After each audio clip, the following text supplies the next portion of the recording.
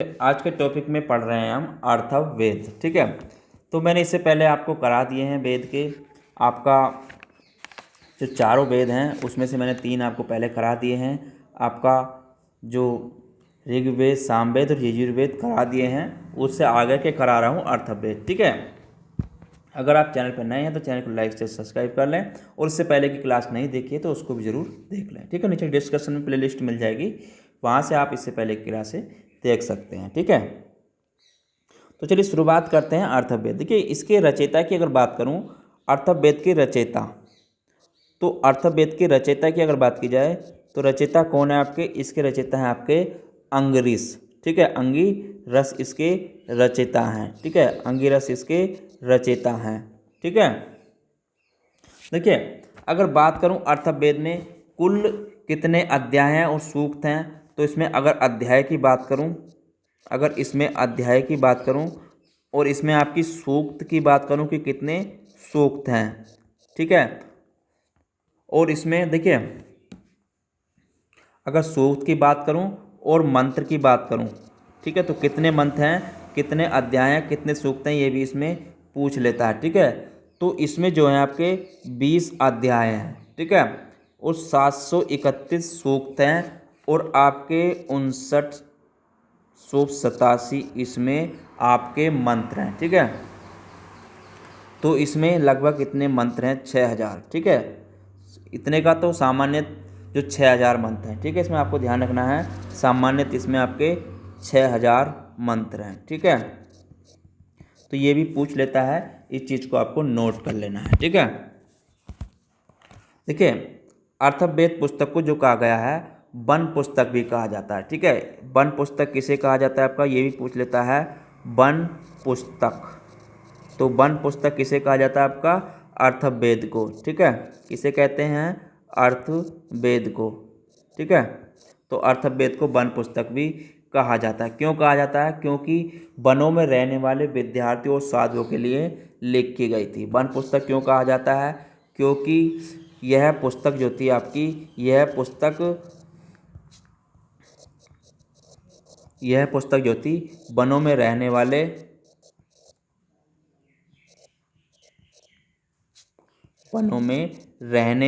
विद्यार्थियों और साधुओं के लिए लिखी गई थी। ठीक है, रहने वाले विद्यार्थी और साधुओं के लिए लिखी गई थी। ठीक है, तो ये पूछ लेता है वन पुस्तक क्यों कहा जाता है। ठीक है, तो इस चीज़ को भी आपको नोट कर लेना है।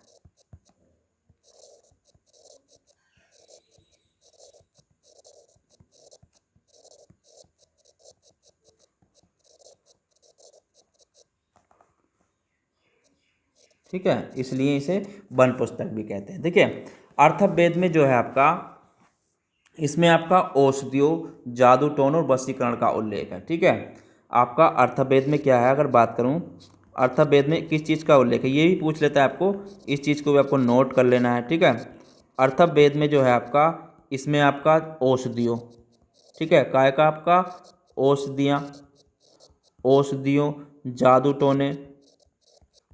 जादू टोने और आपका वशीकरण का उल्लेख है। ठीक है, इसका इसमें उल्लेख है। ठीक है, तो इन चीज़ों का इसमें उल्लेख है। ठीक है, तो इस चीज़ को आपको नोट कर लेना है, ये भी पूछ लेता है कि इसमें किस चीज़ से ये संबंधित है। ठीक है, तो इन चीज़ को आपको नोट कर लेना है।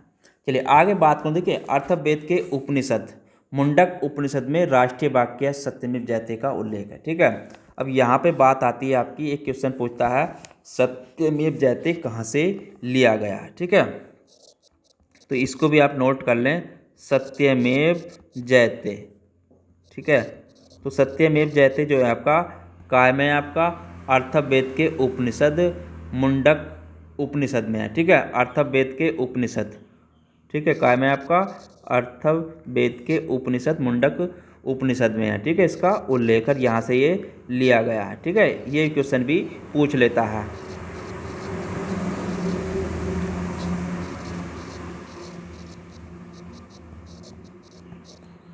ठीक है, कौन सा है उपनिषद आपका? मुंडक उपनिषद, मुंडक उपनिषद।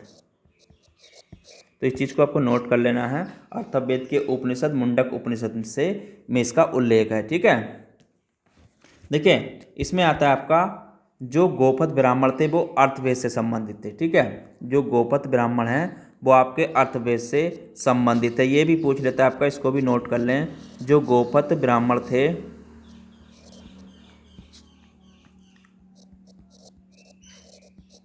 गोपथ ब्राह्मण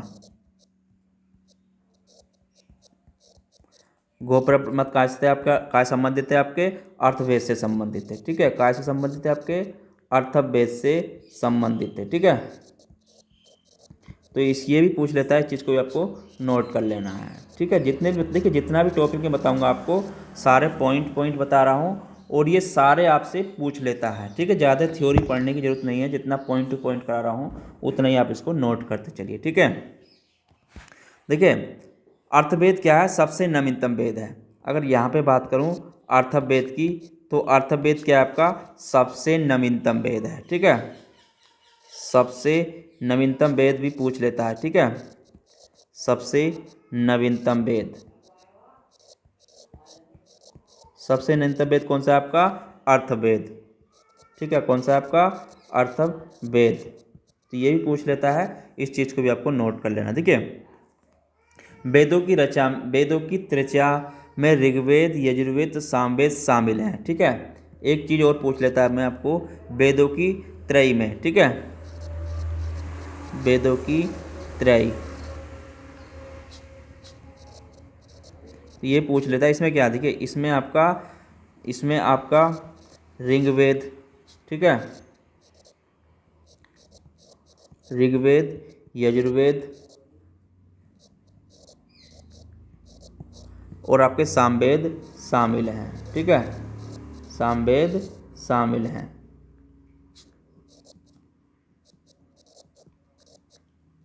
तो इस चीज़ को आपको नोट कर लेना है, ये भी पूछ लेता है। ठीक है, देखिए एक शब्द आता है इसमें आपका श्रुति किसे कहते हैं। देखिए 4 वेदों और ब्राह्मण में उपलब्ध साहित्य को श्रुति कहते हैं। ठीक है, तो ये पूछ लेता है आपका इसमें श्रुति किसे कहते हैं, तो ये चीज़ को भी आप नोट कर लें श्रुति। ठीक है, तो श्रुति शब्द क्या है, अगर यहाँ पे बात करूँ श्रुति, तो श्रुति क्या है आपका चारों वेदों सहित ब्राह्मण में उपलब्ध साहित्य को श्रुति कहते हैं। ठीक है, इस चीज़ को आपको नोट कर लेना है, ये भी पूछ लेता है। ठीक है, चारों वेदों सहित, चारों वेदों सहित ब्राह्मण में उपलब्ध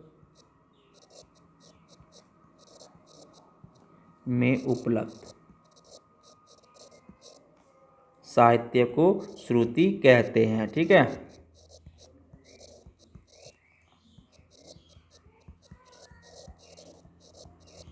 तो इस चीज़ को नोट कर लेना है, ये भी पूछ लेता है। ठीक है, देखिए जिसे प्रत्यक्ष रूप से ऋषियों से सुना गया था। ठीक है, कहने का मतलब क्या हो गया, जिसे प्रत्यक्ष रूप से ऋषियों द्वारा सुना गया था। ठीक है,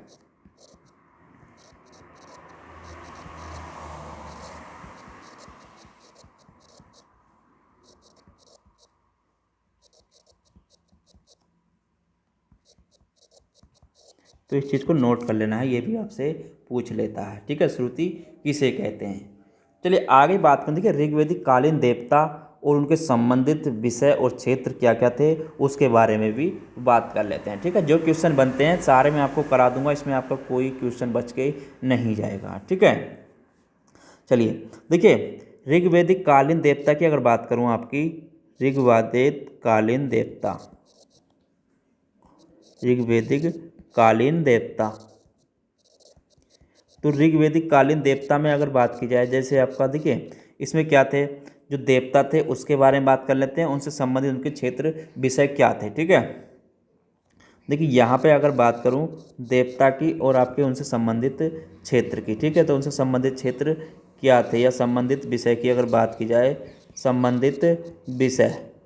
ठीक है, तो संबंधित विषय क्षेत्र की अगर बात करूँ, देखिए जो आपके देवता थे इंद्र, तो इंद्र क्या थे, इंद्र जो थे आपके युद्ध का नेता एवं वर्षा का देवता। ठीक है, इंद्र क्या था आपका युद्ध का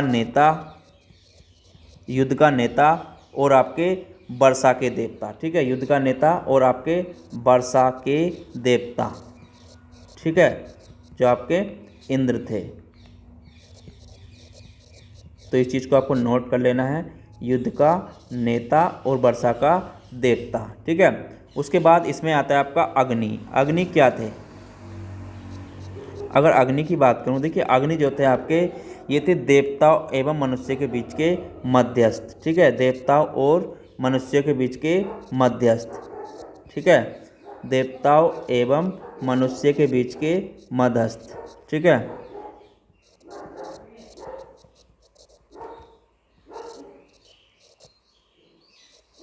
तो ये भी पूछ लेता है, इस चीज़ को भी आपको नोट कर लेना है, ठीक है। उसके बाद इसमें आता है आपका वरुण। अगर बात करूं वरुण की, तो वरुण क्या थे? देखिए वरुण आपके पृथ्वी और सूर्य के निर्माता, ठीक है, वरुण क्या थे? आपके पृथ्वी एवं सूर्य के निर्माता, ठीक है, पृथ्वी एवं सूर्य के निर्माता।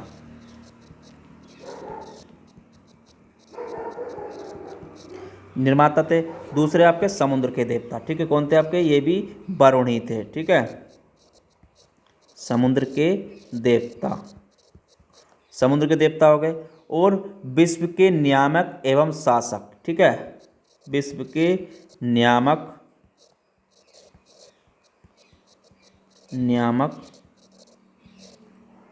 एवं शासक, ठीक है, तो कौन थे आपके? ये भी वरुण ही है, ठीक है। दूसरे आपका सत्य के प्रतीक, विषय इनसे संबंधित, देखिए क्षेत्र बता रहा हूँ, सब चीज़ बता रहा हूँ, जो इसमें पूछता है आपके सत्य का प्रतीक कौन था? आपका वरुण, ठीक है। और आपका ऋतु परिवर्तन दिन रात का कर्ता, ठीक है, कौन था? ये भी आपका वरुण, ठीक है, ऋतु परिवर्तन एवं दिन रात का कर्ता, ठीक है, ऋतु परिवर्तन एवं आपका दिन रात का कर्ता।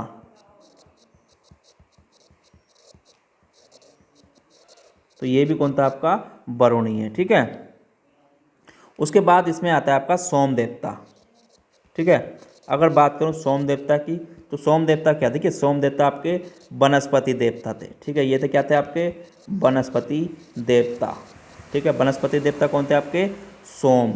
उसके बाद आता है आपका उषा, ठीक है, उषा देवता कौन थे? तो उषा देवता जो थे आपके प्रगति तथा उत्थान देवता थे, ठीक है, प्रगति एवं आपके उत्थान देवता थे, ठीक है, प्रगति एवं उत्थान देवता, ठीक है। तो ये कौन थे? आपके उषा। उसके बाद इसमें है आपका आश्विन, ठीक है, क्या है आपका? आश्विन। आश्विन देवता क्या थे आपके? ये थे आपके विपत्तियों को हरने वाले देवता, ठीक है, ये क्या थे? आपके विपत्तियों को हरने वाले देवता, ठीक है, विपत्तियों को हरने वाले देवता, हरने वाले देवता। तो ये कौन थे आपके? ये थे आपके आश्विन, ठीक है। उसके बाद इसमें आता है आपका विष्णु देवता। जो विष्णु देवता है आपके, ये क्या है? आपके विश्व के संरक्षक, ठीक है, ये क्या है? आपके विश्व के संरक्षक, विश्व के संरक्षक, ठीक है। उसके बाद इसमें आते हैं आपके मरुत देवता। जो मरुत देवता हैं, ये क्या है? आपके आंधी तूफान के देवता, ठीक है, क्या आपके? आंधी तूफान के देवता, ठीक है, आंधी तूफान के देवता, मरुत हो गए। उसके बाद इसमें आता है आपका घो। जो घो देवता थे, ये क्या है? घो देवता थे आपके आकाश के देवता, ठीक है, ये क्या थे? आपके आकाश के देवता, ठीक है, आकाश के देवता, यानी कि सबसे प्राचीन देवता भी यही हैं, ठीक है, इस चीज़ को भी आपको यहाँ पर नोट कर लेना है। उसके बाद इसमें आता है आपका पूषण देवता, ठीक है, क्या था? आपका पूषण देवता जो थे, ये क्या थे? तो ये थे पशुओं के देवता, ठीक है, कौन थे आपके पूषण देवता? पशुओं के देवता, ठीक है। तो ये पूछ लेता है कि ऋग्वैदिक काल में पशुओं के देवता कौन थे? तो आपके कौन? पूषण, ठीक है। तो इन चीज़ को नोट करते चलो, जितना भी करा रहा हूँ सारा आपके लिए मोस्ट है, ठीक है। तो इन चीज़ को आपको नोट करते चलना है। तो ये हो गया आपका ऋग्वैदिक कालीन देवता। उसके बाद में यहाँ पे बात करूँ ऋग्वैदिक कालीन नदियाँ और उनके आधुनिक नाम क्या क्या है, ठीक है।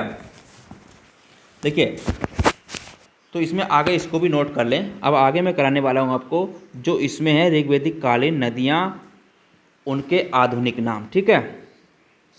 ऋग्वैदिक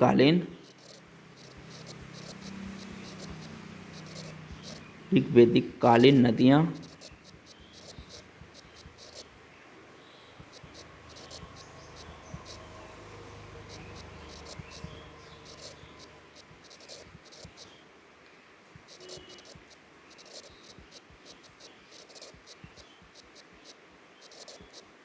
ठीक है। देखिए, तो ऋग्वैदिक कालीन नदियाँ और उनके आधुनिक नाम क्या क्या हैं उनकी बात हम करने वाले हैं, ठीक है। देखिए, यहाँ पे बात करेंगे प्राचीन नाम और उनके आधुनिक नाम की, ठीक है। जो प्राचीन नाम थे और उनके आधुनिक नाम की, ठीक है।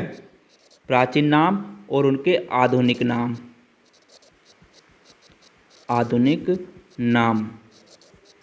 ठीक है। देखिए, जो सबसे प्राचीन नदी थी ऋग्वैदिक कालीन और उसका आधुनिक नाम की बात करूं, जैसे आपकी क्या थी, बितस्ता की बात करूं तो बितस्ता का आधुनिक नाम क्या आपका, झेलम, ठीक है, झेलम। उसके बाद इसमें थी आपकी परसुणी, क्या थी आपकी, परसुणी। अगर बात करूं परसुणी की, देखिए परसुणी का आधुनिक नाम क्या आपका, रावी, ठीक है। अगर बात करूं बिपाशा, जो प्राचीन नाम था बिपाशा नदी थी, बिपाशा, तो इसका आधुनिक नाम है आपका ब्यास, ठीक है। क्या है, ब्यास। प्राचीन नदी थी आपकी गोमती, तो उसका आधुनिक नाम क्या आपका, गोमल, ठीक है। क्या आपका, गोमल। जैसे आपकी कुभा, तो कुभा आपकी प्राचीन जो ऋग्वैदिक कालीन नदी थी उसका आधुनिक नाम है आपका काबुल, ठीक है। क्या है, काबुल। ऐसे ही आपका आस्कनी, अगर बात करूं इसकी आस्कनी की, तो आस्कनी का आधुनिक नाम है आपका चिनाब, ठीक है। क्या नाम है, चिनाब। ऐसे ही आपका प्राचीन नाम था सदा नीरा, जिसका आधुनिक नाम क्या है, गंडक, ठीक है। आधुनिक नाम क्या है, गंडक। ऐसे ही आपका शतुद्री, अगर शतुद्री की बात करूं तो इसका आधुनिक नाम है सतलज, ठीक है। क्या आपका, सतलज। ऐसे ही आपका क्रोमो जो ऋग्वैदिक कालीन नदी थी, क्रोमो, तो इसका आधुनिक नाम है आपका कुर्रम, ठीक है। क्या आपका, कुर्रम। ऐसे ही आपकी दूसरी नदी है सुबास्तु, ठीक है। तो सुबास्तु का आधुनिक नाम है स्वात, ठीक है। एक थी आपकी दृश्यति या सरस्वती, ठीक है, दृश्यति या सरस्वती। क्या थी आपकी, दृश्यवती, दृश्यति,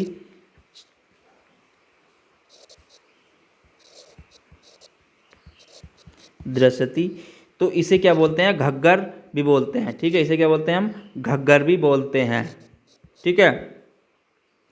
और आपकी इसमें बात करूं तो दूसरी थी आपकी इसी में सरस्वती, ठीक है। अगर सरस्वती की बात करूं तो इसे जो बोलते हैं हम आपकी चितंग भी बोलते हैं, ठीक है। क्या बोलते हैं, चितंग भी बोलते हैं। दृश्यधती को या आपका सरस्वती को हम घग्गर या चितंगवी बोलते हैं, ठीक है। तो इस चीज़ को भी आपको नोट कर लेना है, ये भी आपके क्वेश्चनों में पूछ लेता है, ठीक है। तो ये हो गया, तो आपके ऋग्वैदिक कालीन नदियाँ और उनके आधुनिक नाम भी हो गए, ठीक है, ये भी मैंने करा दिया। अब इसमें देखिए आगे बात करूँ मैं भारतीय दर्शन और उनके प्रवर्तक की, ठीक है। अब इसमें आपका भारतीय दर्शन और उनके प्रवर्तक, ठीक है, उसके प्रवर्तक,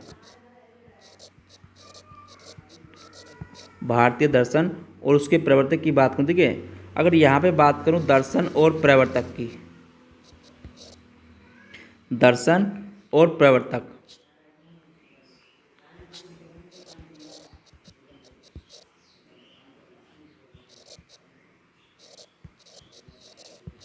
दर्शन और प्रवर्तक की बात की, देखिए यहाँ पे तो दर्शन क्या है आपका चारवाक दर्शन, ठीक है। चारवाक दर्शन की अगर बात करूँ, चारवाक दर्शन, तो इसके प्रवर्तक कौन है आपके चारवाक, ठीक है। कौन है आपके चारवाक। योग दर्शन की बात करूं तो इसके प्रवर्तक कौन है आपके पतंजलि, ठीक है। कौन है आपके पतंजलि, तो पतंजलि इसके प्रवर्तक हैं, ठीक है। उसके बाद सांख्य दर्शन की बात करूं, सांख्य दर्शन, तो इसके जो प्रवर्तक है वो कौन है आपके कपिल, ठीक है। कौन है कपिल। न्याय दर्शन की बात करूं तो न्याय दर्शन के प्रवर्तक कौन है आपके गौतम, ठीक है। कौन है आपके गौतम। ऐसे ही आपका पूर्व मीमांसा के दर्शन की बात करूं, पूर्व मीमांसा, तो पूर्व मीमांसा दर्शन के प्रवर्तक आपके जैमिनी। कौन है आपके जैमिनी, ठीक है। उत्तर मीमांसा की अगर बात करूं, उत्तर मीमांसा, अगर उत्तर मीमांसा की अगर बात की जाए तो इसके प्रवर्तक कौन है आपके बादरायण, ठीक है। बादरायण, तो बादरायण इसके प्रवर्तक हैं, ठीक है। ऐसे ही बात करूं पौशिक दर्शन की, सॉरी बौशिक दर्शन की, बौशिक दर्शन, तो इसके जो प्रवर्तक हैं वो आपके कणाद या उलूक, ठीक है। कौन है आपके कणाद या उलूक, ठीक है। कणाद या उलूक इसके प्रवर्तक हैं, ठीक है। तो जितना भी कराया, देखिए ये सारे क्वेश्चन आपके एग्जाम्स में पूछ लेता है, इस चीज़ को आपको नोट कर लेना है, ठीक है।